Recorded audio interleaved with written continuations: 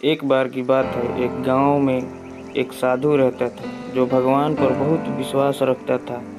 यह बात वह साधु पेड़ के नीचे बैठा था और भगवान को याद कर रहा था। तो अचानक वहां बाढ़ आ गई। चारों तरफ पानी ही पानी। सब लोग अपने आप को बचाने के लिए ऊपर पहाड़ की तरफ भागने लगे। उनमें से एक आदमी देखा कि इस हालत में भी साधु जी भगवान की तपस्या कर रहे हैं। वह सोचा कि ये अपने आप को बचाने के लिए कहीं जा क्यों नहीं रहे हैं। तो उस साधु से बोला, अरे आप कहीं जा क्यों नहीं रहे हो? आप भी मेरे साथ ऊपर पहाड़ की तरफ चलो, नहीं तो डूब जाओगे। साधु बोले, अरे हमें क्या होगा? मैं भगवान की इतनी तपस्या करता हूँ, मुझे कुछ नहीं हो सकता, मुझे भगवान अपने आप बचाएगा। धीरे धीरे पानी साधु के कमर तक आ गया। अब लोग वहाँ से नाव लेकर निकलने लगे।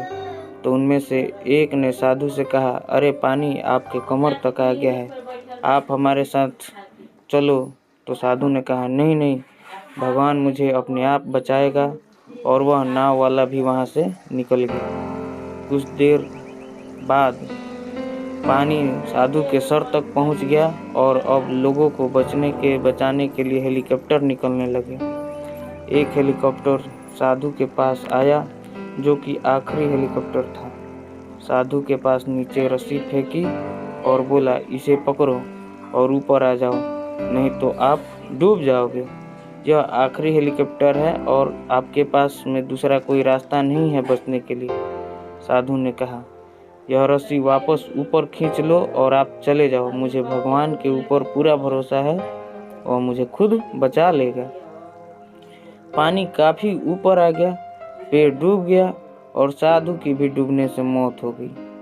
मरने के बाद साधु भगवान के पास गया और बोला, हे भगवान, मैंने पूरी जिंदगी आपकी तपस्या की, मेरा सारा जीवन आपकी आराधना में लगा दिया, फिर भी इतने भरोसे के साथ इंतजार किया कि आप मुझे बचाने आओगे, लेकिन वहाँ मेरी डूबकर मौत हो गई और तुम नहीं आए, ऐसा क्यों? भगवान बोले, मूर्ख इंसान, एक नहीं 3 बार आया था। वो तीनों बार मैं ही तो था। पहला पैदल, दूसरा नाव के द्वारा और तीसरा हेलीकॉप्टर के द्वारा, लेकिन तुमने मेरा एक भी अवसर पहचान नहीं पाया। पता नहीं किसका इंतजार कर रहा था।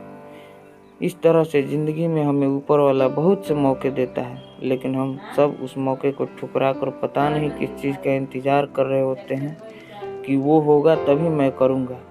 और इस बात पर रहने के एक वक्त के बाद वो मौका हाथ से निकल जाता है और हम कुछ नहीं कर पाते हैं। तो किसी भी अच्छे समय का इंतज़ार मत करो।